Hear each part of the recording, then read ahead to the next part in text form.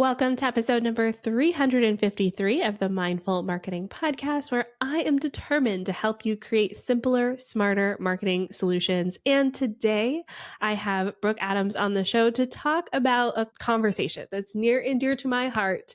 Community versus followers. What's the difference? Why should we care? And more. We're going to get into all of that in a moment. But first, a word from our sponsor.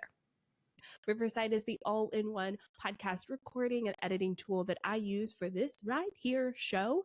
I use it to edit not only the audio and the video, it is like chef's kiss magical, making the entire process so easy. Plus, I love their magic AI clips. Their little AI robot in the background pulls out the most impactful moments of the episodes without me having to comb through and do it myself, resizes them for social media. So those vertical videos you see on TikTok and Reels, those all come from Magic AI inside of Riverside. It's literally one click. It spits out 10 clips. I pick the best one and away I go. Saves me so much time. If you want to get on the Riverside train, check it out today. The link's in the show notes, and make sure to use my code DREA, D-R-E-A, at checkout to get 15% off your membership. Brooke, welcome to the show. Hi, Andrea. I'm so excited to be here. I absolutely love this show. So it's like full circle, well-rounded moment to actually be on it as a guest. I'm so excited. Yay, I'm excited to talk with you as well. We've collaborated on a couple things now, thing that I taught in your group. And so I'm really excited to just kind of bring your expertise and your perspective to the podcast today. But let's set the stage. Let's set the tone for our conversation. Can you tell the listeners a little bit, the 5-minute version of your business journey? Ooh, okay, challenge. Let's do it. So hello, listeners. As Andrea said, my name is Brooke. I have really spent the best part of the last 7 years helping new and aspiring coaches specifically create a full-time income in their business so they can hand in their notice for their 9 to 5, never work a day in their life again. And if they want to go off traveling, they'll go off traveling. But ultimately, that location freedom, time freedom, financial freedom to go ahead and do their life's best work, which is actually wild for anyone who knows my story. You can probably hear a British accent here, but I grew up on a council estate in the UK, the eldest of 10 siblings with not a single working role model. I think in the States you would call this like on welfare. We call it in the UK like on benefits is how we were raised. So the jump from where I was to where I am without doing your typical boring hero story is pretty wild. But yeah, it was a journey very much fueled by a mission to do more with my life than work a job I hate and pay bills, which is what led me into coaching, and the journey really unfolded from there. So we are a very freedom-centered business, and what we do is all about creating freedom for obviously us, ourselves, but our clients as well. Yeah, I love that. And I love that journey that you shared with us as well. And today we're talking about this idea between community versus followers. So let's just define it for everyone. What is a community? What is a follower? What is audience? Like, how do you view all of these terms? Oh, I love it. So something I think you guys will pick up from me today pretty quickly. I tend to avoid your typical like professional jargon, and I just kind of explain things in my own layman terms. So for me, and I think you'll hear a different answer from everyone depending who you ask, I see a follower as someone who is literally they're following you, like they hit follow, right? But I don't see it the same as community. Like I have people following me who aren't part of my community. Like my mom follows me, but she's not buying my stuff, right? She's not coming to my live events. She's not the person that we're trying to build a community around. So I see my community members like, yes, they may be a follower, but they're a part of it. They join in, right? They engage. They're not always necessarily have to be paying me money, but they're part of the free stuff. They're a part of the conversation. They're a part of the bigger mission besides just watching me on Instagram. Has always been my feel for it. Yeah, I agree. I always find like followers just are there to observe, and community members like participate. Like you said, they join the conversation. I think that is a big part of it. And we see this happening a lot right now. There's a lot of people who have big followings, right? They have large number of people following their accounts and they post, and it's a ghost town. So what are some of the signs that you see of a difference between like a really good community versus a large follower number? What a brilliant question. I think there's a lot of things that will signal to you if you have a great community versus if you have just a great following, like a large following. I think the biggest and most obvious one is your sales. If you've got a huge following but you don't have a community, you'll notice that in your bottom line. Like I've had clients come to me who have maybe been on social media a while, maybe they went viral in the past, did some influencer style things. I've had people come to me with literally hundreds of thousands of followers, but crickets when they post and talk about their offers. Versus like actually last week I had a client, she's got 300 Instagram followers. She had her first 5-figure week, right? And that's from actually those 300 people. There may not sound like a lot, but they all want to be there, right? They're all a part of it. So I think sales is a biggie. Will tell you, if your audience is actually part of a community, part of something with you, they want to be there, they're part of the conversation, or if they are just a number in that following list. I think as well, your obvious ones, the engagement, just the amount of responses coming back to you. It's the two-way conversation. Like if you feel like you're speaking to a wall and no one's speaking back to you, probably a good sign that there's a bit of community building to do there, right? A little bit of deepening that connection between you and your audience.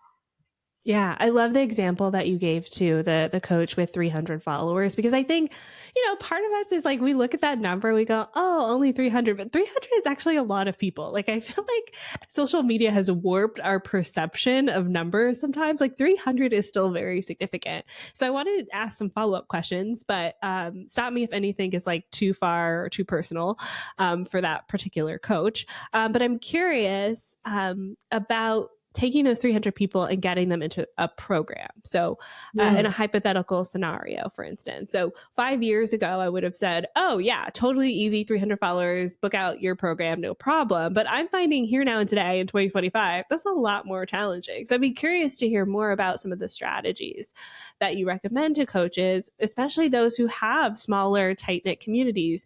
How do we make sure that they are profitable?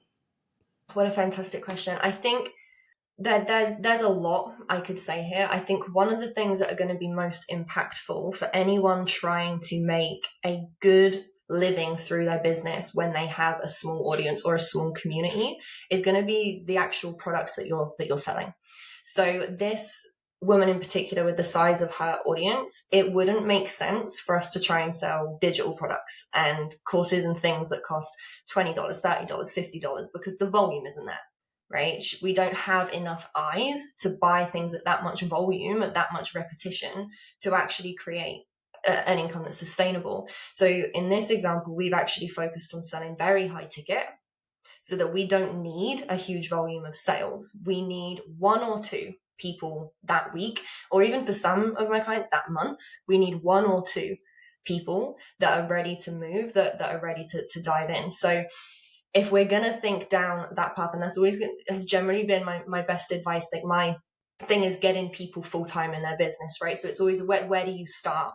And I say wherever you can pick a model that requires the least amount of sales, that's a great place to start, because a sale is a sale. Whether it's $1 or $1 million, it may not feel like it. It's the same thing. You need one person there, right? So going for the one action that creates the biggest reward always makes the most sense. So when you're selling high ticket, the focus is going to be very much on building a deep connection with your audience so they trust you enough to hand over that sum of money. So there's going to be a lot of storytelling there. There's going to be a lot of building authority there and really showcasing to a particular kind of person, letting yourself stand out to a particular kind of person as the best, most obvious solution. And when you pick a model that needs a little volume, you can do that with a relatively small audience. And I agree with what you said, Andrew. You see 300 people in a room, you'll be like, it's still a lot of people.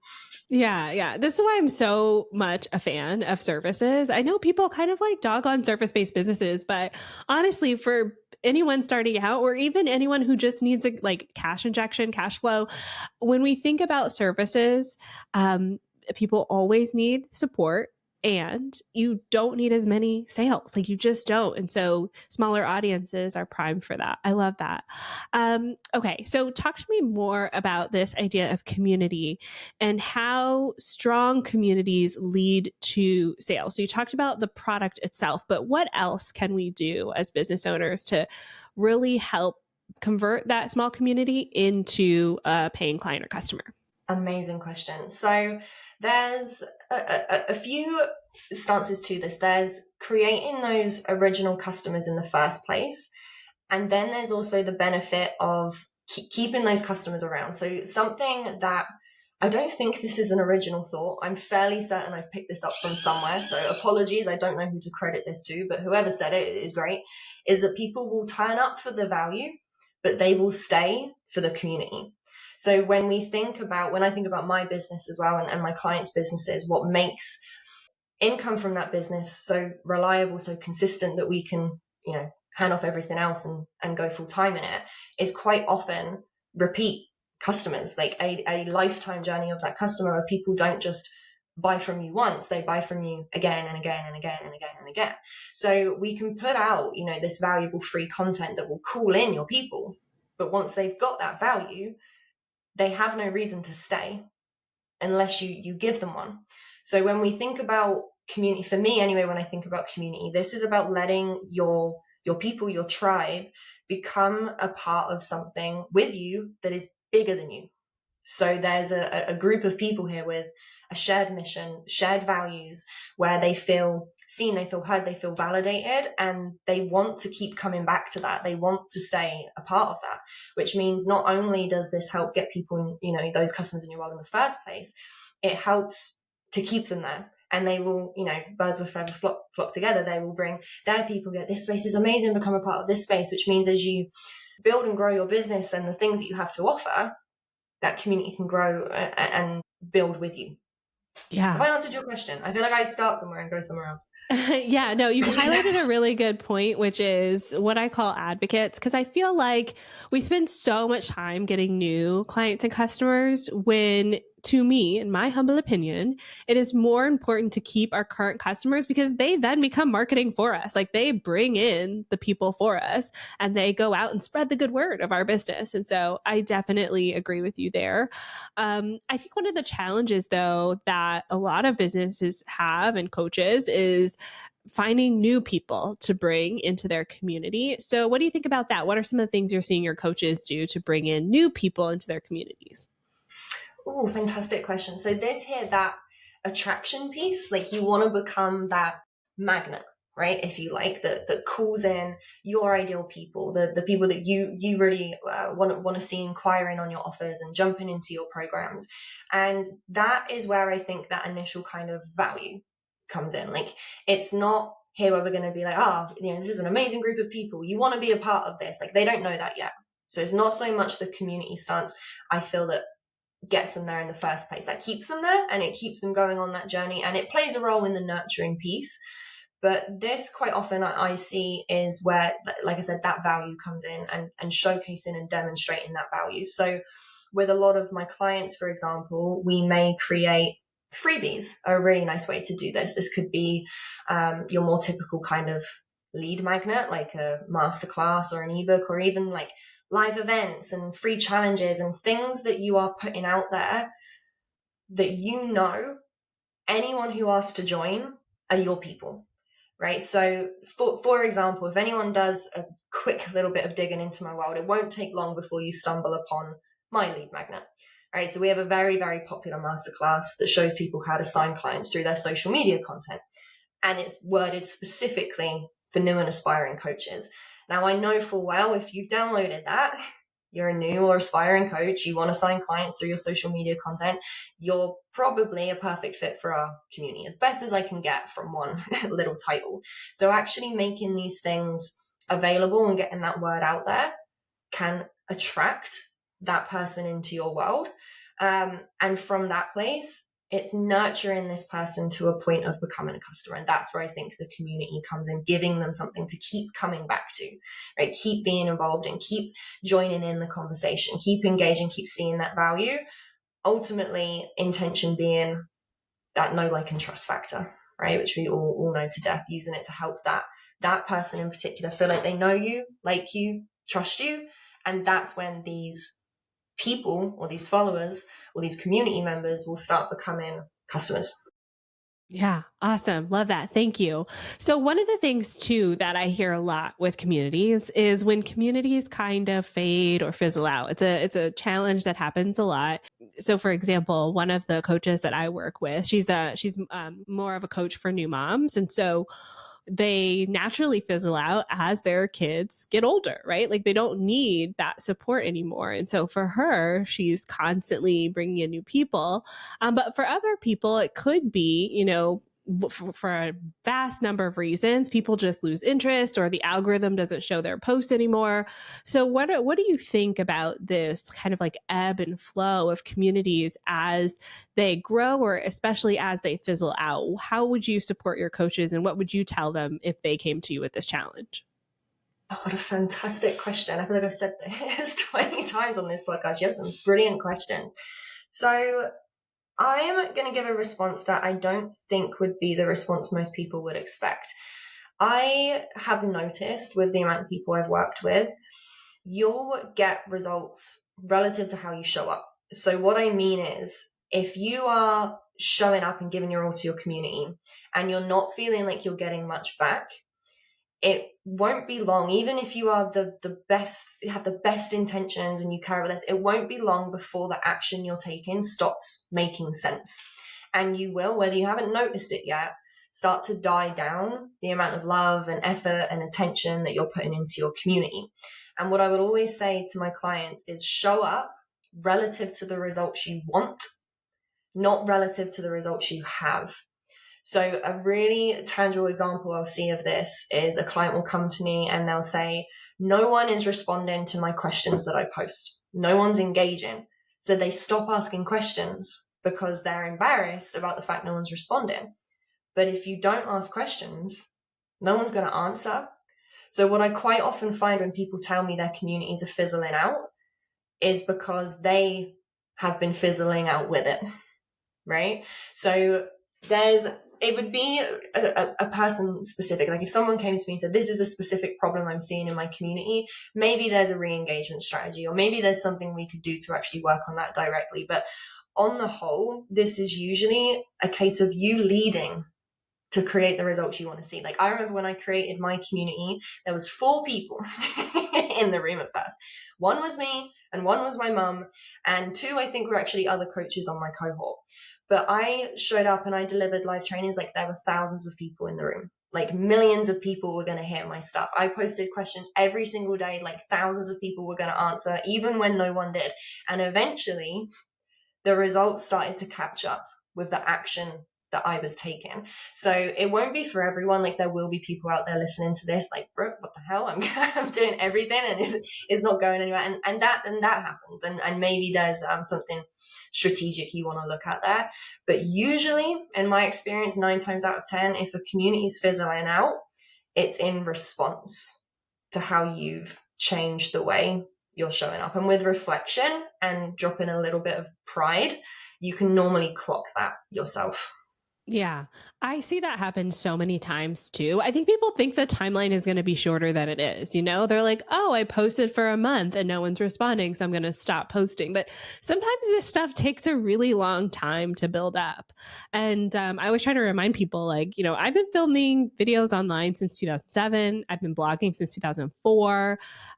So I've been doing this like online content creation thing for a long time. And for a long time, I got crickets. Like there was nothing there to see. But to be honest, I didn't want people to see my early days stuff. It was not good. It was basically me just practicing, like it publicly practicing. And I'm glad for the, 2 people who saw those early day videos because it helped bolster my confidence enough to continue making videos. And the same thing goes for everything else. Like there's a question I get a lot too about guesting on podcasts, that people always ask, like, oh, I pitched to these big name podcasts and I didn't get accepted. And it's like, okay, well, start with a smaller podcast. They're like, oh, but this podcast doesn't have the listenership. And I'm like, I don't care if one person's listening. Like that's one person more who never heard of you before. And maybe they won't reach out today, but you could make the smallest little bit of impact just by showing up and being present. And so I like that you mentioned that too, because I think it's a thing that we don't think about a lot, especially when we look at the people who we admire online and they have, hundreds of thousands of comments and we get zero. But that stuff takes a lot of time. It really does. Okay, so I want to talk about time. Transition. I'm going to pat myself on the back for that transition. Did everybody hear that? That was unintentional. Beautiful. A beautiful segue. Segue into the time. Okay, so I got to talk about time because a lot of what we bump up against, especially now when I think about the people listening to this podcast, they want to market mindfully. They have kids or they have aging parents or they're going back to school or like you mentioned, they want to travel. And so community building can take a lot of time. So what are some of your ways that you nurture your own community without being overwhelmed by all of the things that go into running a community? Oh, brilliant question again, Andrea. I think how I answer this would depend so much on where you're at in business. So present day, there's a lot of things I do that make this not just manageable, but enjoyable to manage. And a lot of that centers around delegation and maybe more sophisticated apps and tools and techniques. And I will come back to those, but I want to make this point first because I know that people will hear that and be like, oh, I can't delegate yet. I can't do that yet. And a lot of the time that's not the case, but sometimes it is, especially when you're new. And just with my expertise being, in business owners that are new, is to make a point that creating a whole new life, and for us listening here, like this involves building a community and an online platform, right? It involves hard work. There's a reason why most people out there are settling for a life that they do not enjoy. And that's because creating a new one is tough and it's challenging. I'm not an advocate of hustle culture. I believe that you get to succeed and live mindfully and with ease. I believe they get to coexist. But I'm also a realist, and I know that at the beginning, if you're working and building a business and doing life and all these other things, you're going to get overwhelmed. And I want to make a really important distinction between that overwhelm, meaning you can't do it, or you're struggling, or you're not good enough, or you should be finding it easy, and just a very obvious evidence that you are doing it because you're building a business and a community, and there's a lot involved in that, and there's going to be times where it feels overwhelming. Things that I have found help myself and my clients, scheduling can be really, really helpful to take down the amount of daily time you're actually spending in a platform or in an online community. And this does very much depend on your personality. I am the living embodiment of structure. I know where I am in like 6 months from now. Like I am very structured, very strategic, very step by step. That's just my personality style. So I love to bulk create, schedule, and I don't really even have to go on my platforms each day unless I want to, because it's all taken care of. But I have clients who can't conjure up that level of creativity all in one go, and they actually find it far more enjoyable to show up each day and share from that place, and that for them is less overwhelming. So how you actually create in terms of your personality style can be a big influence. There's obviously a lot of apps and tools and tricks and things out there that make it easier for you, but honestly, as soon as you can, delegation is going to be your best friend here. Like you're building something that is bigger than you, so running it is going to be bigger than you. You're the leader of this space, but you're not also the caretaker and the housekeeper and all the other roles, that come inside if we think and kind of picture this community. So not being afraid to let people help you, let people in, and take some things off your plate, particularly the comments and, the messages and the daily things that just will never end. They just never end. Yeah, that was going to be my follow-up question is, what is the first hire that you recommend for someone who's looking to get support with their community? So would it be like a community manager role? Brilliant question. I would say the first delegation that you make wants to be profit generating. So it's very easy to see delegation as an expense. A lot of new people will see delegation as an expense. They go, okay, well, now I have this extra X amount of dollars to afford each month to serve this person. But delegating should always actually make you more money than you're spending. Like that person should always kind of pay for themselves in terms of it's getting you back your time. So like I have a client, for example, if we don't do hourly rates, is not a way we like to package up coaching. But if we were to figure out her hourly rate for her at this point in time, she's sitting at around £250, which is about $300 an hour. So when she was saying, oh, I'm wasting all this time on replying to comments and, audience building and outreach for collaborations and so on and so forth, she was losing like 2 hours in a day, right? We could pay someone $10 an hour, not even. She could get those 2 hours back and make an extra $600 because she can see 2 more clients. So it's not even necessarily who should you hire. I would be thinking, where is your time going where it's stopping you from putting that time into things that actually make more money?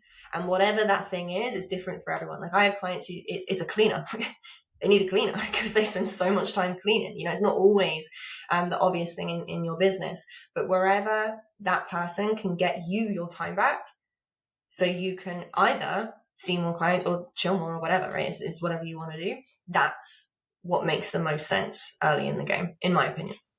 Yeah, good. I love that perspective. It's just like a little bit of a mindset shift on how to delegate. And you're right. It's so different for everybody. I think every business has something that they delegate. For me, that is my accounting. QuickBooks and me are not friends. Every time I go in there, I'm like, what is happening? So I'm very shout out to my bookkeeper for keeping me all the way together. Yeah, I never even attempted it. It's one of my first delegations. I think, nope. Not for me, not for me. Okay, so for those people who are listening who are like, I need more Brooke in my life, tell me about your free Facebook group that they can join. Yes, so I have a free Facebook group, and I very rarely describe it as a Facebook group because I think when you hear that, you're like, oh, more notifications. This isn't a group that's just a group. It is a space that hosts our community, right? And the center of our community, the heart of it, we actually meet every single week live. It is me, the real me, and we go deep into topics just like this. So different topic areas that I know will help new and aspiring coaches go full-time in their business sooner. I show up live in there every single week for free to deliver everything I know about it. And you guys can ask your questions, I can answer them. And that is what we host inside that space. There's a few other little fun things that go on in there as well. But it's probably not the typical Facebook group that you guys are used to. It's a great place to be. I'd recommend coming and joining us if you're hearing that and thinking, yeah, that sounds valuable to me. Yay. Awesome. I'm going to put the link to that in the show notes, OnlineDrea.com/353. Brooke, thank you so much for coming on the show today. Thank you so much for having me. I've loved it. Honestly, I could have gone on and on and on. I love it. I love it. And thank you, dear listener, for tuning into another show, another episode of the Mindful Marketing Podcast. If you want to go even farther on this topic, you got to join us in the Mindful Marketing Lab. We have our monthly collab sessions, which are part brainstorming, part collaborating, where you get my brain and my eyeballs on your work, and we help come up with content ideas. It's honestly a lot of fun. So come on into the lab. You can join us there. OnlineDrea.com/353 for that link. And if you want to give us some love for free, I mean, we love a 5-star rating on Apple Podcasts and Spotify. It's the way you help keep us in the top 100 marketing podcasts. That's all due to your support. I will be back next Tuesday with another episode. Thank you so much for listening. Bye for now.